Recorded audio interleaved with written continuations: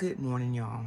It is currently 6 something in the morning, and I've been up for about an hour and a half, which is actually good for me because normally I wake up much earlier than that. I also want to say before I get started on what was keeping me awake on this day, I will ask you all, or I'm going to ask you all to please pause for a minute and like this video and subscribe to my channel. Anyway, I woke up this morning at 5, and what I was thinking about was, in general terms, what happened to Nick Reiner and how he unalived his parents while he was psychotic. At least that is what they're saying on the news, because my understanding is that he has been diagnosed with schizoaffective disorder. And he did this after he changed to a new medication, and then he became psychotic. So in the next weeks or months, probably months, because this is probably not going to go to trial, if it even goes to trial, for a while. But I say I want to discuss this in general terms, because what happens to a regular person, not a celebrity's son, what happens to regular people when stuff like this happens? So they're going to get that person prepped for trial. They're going to prep that person for trial. And if they're not medicated, or they're on a medication that is causing them to be worse off rather than better because of the side effects, they're going to medicate the unmedicated person. And in Nick's case, they're going to get him on a different medication. And by the time this person gets to court, they're going to be, pretty much tranquilized or in a zombie-like state. And then he's going to be fit for trial. And the prosecutors are going to say, well, he or she is fit for trial, and he or she knew what they were doing when they committed the assault or when they unalived someone. Now that they have that person fit for trial. So, fit for trial, does that even make sense? Because obviously, and I'm not talking about people like Jeffrey Dahmer or what would they call him, the B2K killer or whatever. I'm not talking about serial killers and people that go out and just kill strangers for no reason. I'm talking about people that we know, people that once were kind, loving people, uh, just engaging with people normally, and then they started experiencing signs of a mental illness. Those are the people that I am talking about. So no matter what the outcome of Nick's case, he will probably, I wonder if he'll even go to trial. He may just take a plea and then end up in a hospital. And people who are psychotic, when they commit serious crimes, like in Nick's case, he unalived 2 people, probably the average person is not going to end up in a hospital. So if you end up in the hospital for the rest of your life, that's a good thing. It's better than ending up in prison. Andrea Yates, this woman unalived her 5 kids. This happened about 20 years or so ago. I think the anniversary of this incident is this year, like the 20th or the 25th anniversary of what she did to her children is coming up. She was fortunate in that she ended up in a hospital where she'll be for the rest of her life. And from what I've heard, bits and clips of news stories, that's where she wants to stay. She is good where she's at, and she's doing well, and she's helping other people that are in this facility where she is at. But the bottom line is they can't undo what they did. She can't, Andrea Yates can't undo what she did to her children, and Nick Reiner can't undo what he did to his parents and other people. Like in my situation, I am fortunately, I survived what happened to me, but my son cannot undo what he did. And I feel sorry for people in this situation, because if they had gotten the help that they needed before these incidents happened, then they wouldn't have to live with the consequences of what they did when they were psychotic. And when you have a mental health issue, in your mind, in that person's mind, it's not like when you have cancer and you can't deny what's happening to you, because it's not your mind that's affected. It's something going on in, your other organs, but when something is affecting your mind, when illness is affecting your mind, then those people are in denial. There's actually a term for it, and I'm probably pronouncing this wrong, but maybe if I come close, you can look it up to see what the term means. But it's called anasognosia. Anasognosia. And it means when a person has a mental illness, they are in denial. They probably think you have the illness. They think it's you and not them that has the illness. And so I feel bad for these people, because then once they go to prison, then they may get treatment there. They don't have to accept treatment if they don't want it, but they may accept treatment, and then reality of what they did. The reality of what they did is going to come crashing in, and they can't deny that. But if they had gotten, adequate help beforehand, then the entire situation could have been avoided in the first place. So to me, that just always, even when I was younger, even before I started going through this with my son, common sense just kind of dictates to me, how can you say we have this person fit for trial and hold them responsible for what they did when you had to get them fit for trial? Seemed like an insanity plea, and hospitalization would be the logical thing to do.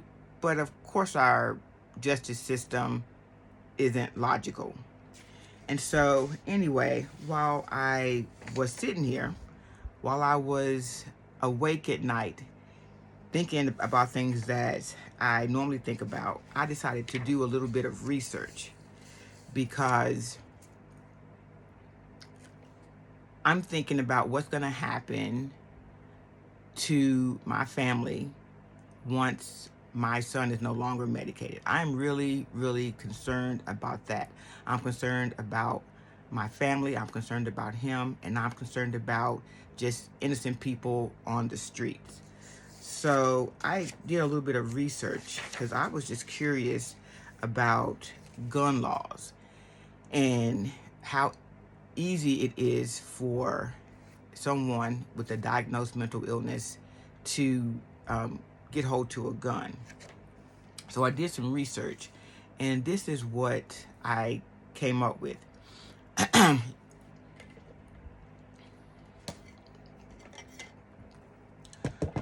So it says here that not all United States automatically prohibit people diagnosed with a serious mental illness from purchasing guns simply because of the diagnosis.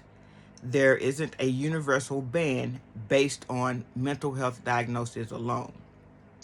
So then it goes on to talk about federal laws, and it says, under federal law, and it names the statute, a person cannot legally purchase or possess a firearm if they have been adjudicated as a mental defective.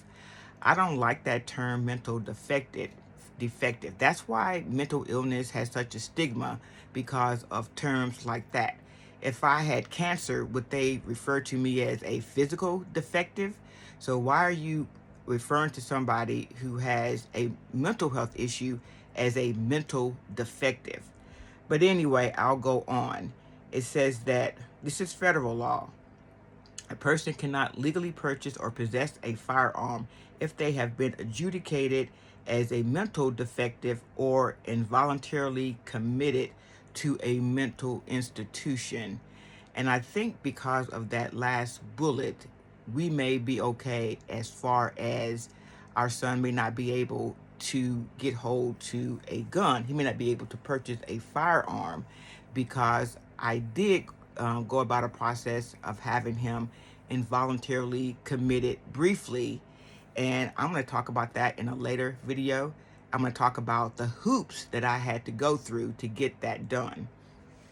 But anyway, to go on, it says that these terms are legal standards, meaning they usually require a court or lawful authority determination, not a clinical diagnosis. So you can't go and say, my son's doctor has said this about his illness.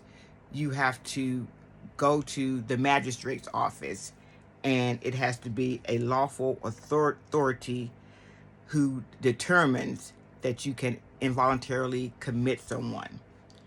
And then it goes on to say state laws vary widely. States differ in how they interpret or expand or enforce restrictions. States with additional mental health related firearm prohibitions. It says some states prohibit firearm purchase or possession for people with certain adjudications, such as involuntary commitment or competency rulings, and they may report this information. They may report this information to the federal background system known as NICS.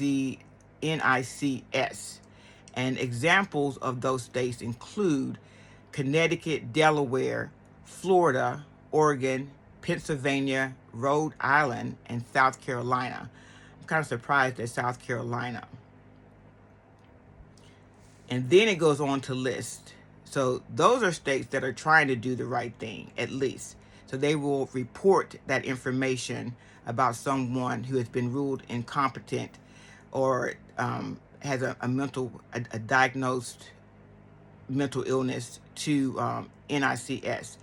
But then it goes on to talk about states that have minimal or no additional state restrictions, which is most states.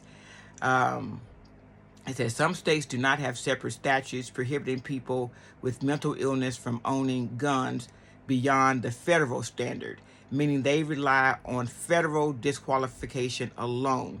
So there's federal and there's state laws, and then you can use, some states use both of them to keep guns out of the hands of people that have a mental illness. But states that don't do anything beyond the federal legislation include Colorado, Alaska, New Hampshire, and Vermont. They lack state-level prohibitions focused on mental illness and depend on federal law alone to disqualify persons with certain commitments or adjudications.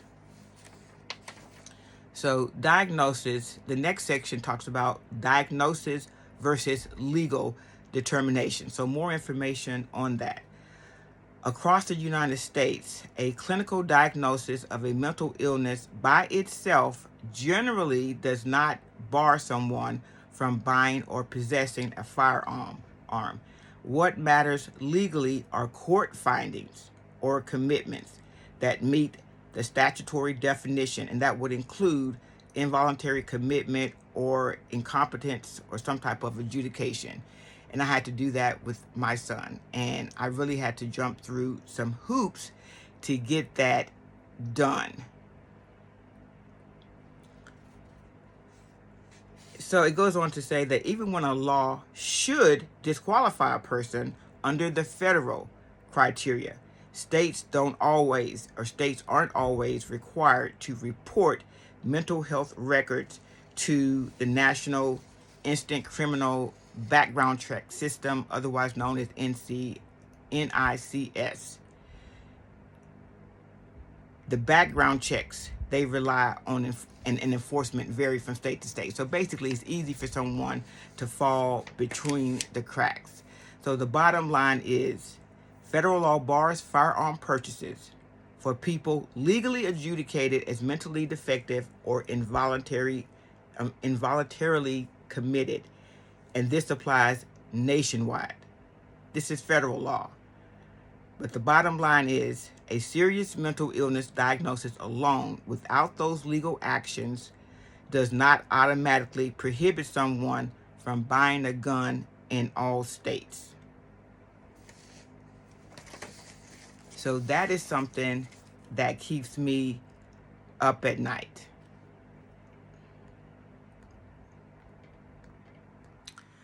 So I actually had a discussion with my son years ago about this very thing. And he told me that he had gone to a firearms shop and tried to purchase a gun, but the person there would not allow him to purchase a gun. So I don't know if the person did a background check on my son. My son said this guy was a redneck, and he thinks that's why the guy may not have let him purchase the gun. Or the guy may have just looked at my son. This was some years ago.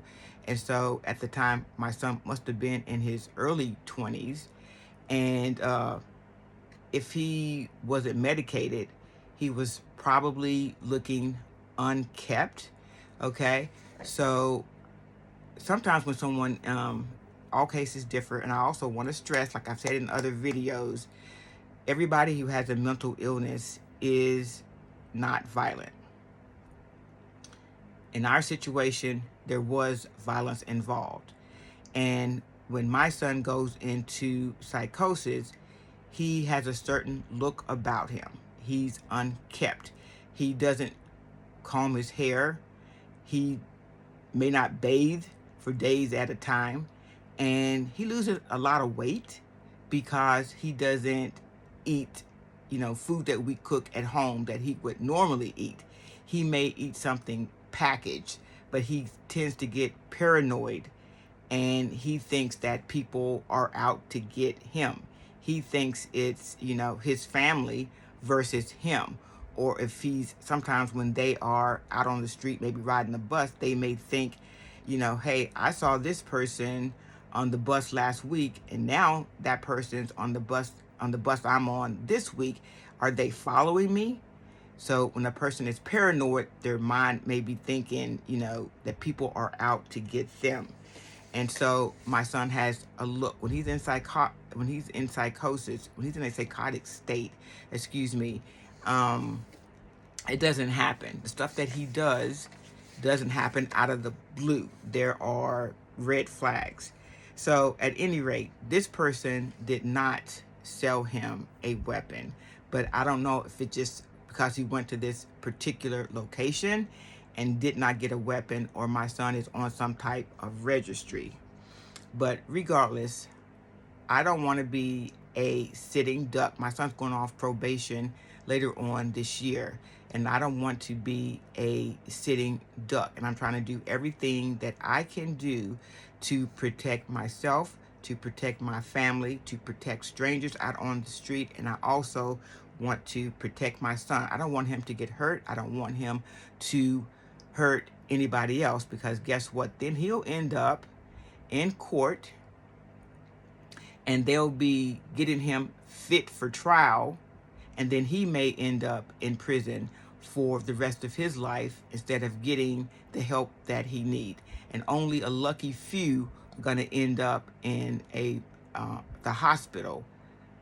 Only a few, like Nick Reiner, will probably end up in a mental health hospital.